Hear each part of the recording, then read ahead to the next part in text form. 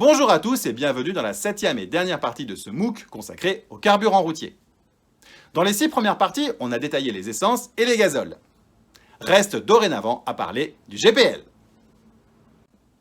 Le GPL, c'est un mélange de molécules constitué majoritairement de propane et de butane.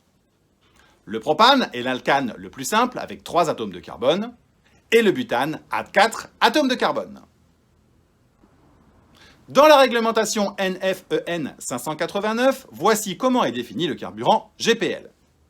Gaz de pétrole pouvant être stocké et ou manipulé en phase liquide dans des conditions de pression modérée et à température ambiante. Ceux-ci se composent principalement de propane et de butane avec de faibles proportions de propène, de butène et de pentane, pentène. La particularité du GPL et les 2 molécules qui le consistent, c'est que le propane est gazeux à pression atmosphérique et température ambiante, tout comme le butane. Transporter du gaz, c'est pénalisant, car, comme vous le savez, le gaz prend beaucoup plus de place que le liquide pour une même masse. Ainsi, avec un réservoir de 50 litres que l'on remplirait avec un mélange à 50-50 de propane et butane gazeux à pression atmosphérique, on ne mettrait que 210 g de GPL, ce qui correspond à une quantité d'énergie suffisante pour rouler 4 km.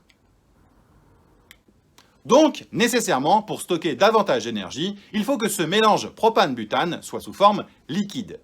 Et ainsi, la densité passe de 4 kg par mètre cube à 550 kg par mètre cube. On stocke donc 130 fois plus d'énergie dans 50 litres de GPL liquide que dans 50 litres de GPL gazeux.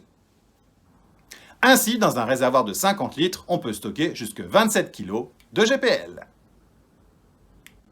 Mais alors, comment faire pour stocker ce GPL sous forme liquide dans le réservoir alors qu'il est gazeux à pression atmosphérique et température ambiante? Eh bien, il faut maintenir ce réservoir sous pression. Et une pression minimale de l'ordre de 5 bars est nécessaire pour maintenir un mélange à 50-50 de butane et propane sous forme liquide. Donc, sous pression, on peut stocker jusqu'à 27 kg de GPL, ce qui est bien, mais qui reste bien inférieur à ce que l'on peut stocker en essence. La densité de l'essence est de l'ordre de 750 g pour 1 mètre cube, comme on l'a vu dans les premières vidéos, donc on peut stocker jusqu'à 38 kg d'essence dans un réservoir de 50 litres. Conclusion, du simple fait que le GPL liquide est moins dense que l'essence, on peut stocker environ 25% de GPL en moins dans un même volume de réservoir. Donc, si on fait 700 km avec un plein de 50 litres d'essence, on ne fera que 510 km avec le même réservoir de 50 litres rempli de GPL. Enfin, voici les dernières exigences relatives à la réglementation. On demande une teneur en soufre totale inférieure à 50 ppm et une quantité d'H2S indétectable. Et nous voici arrivés au terme de ce MOOC consacré au carburant routier. En conclusion, les essences contiennent actuellement entre 5 et 10% volume d'éthanol et cela va même jusqu'à 85% pour le E85. Cela n'est pas sans impact sur la consommation et toutes les voitures essence ne peuvent pas rouler au E85. Le gazole B7, quant à lui, contient jusqu'à 7% de composés bio issus d'oléagineux.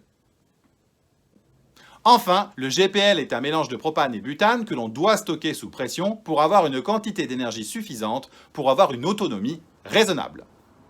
Ce GPL est beaucoup moins dense que l'essence classique et la consommation est d'environ plus 25%. Et nous voici arrivés au terme de ce MOOC consacré au carburant routier. N'hésitez pas à tester vos connaissances en faisant le quiz dont le lien est disponible dans la description de la vidéo et à vous abonner à ma chaîne YouTube Refining is Exciting. A très bientôt pour un nouveau MOOC et merci énormément de me suivre toujours sur ma chaîne YouTube Refining is Exciting. Au revoir!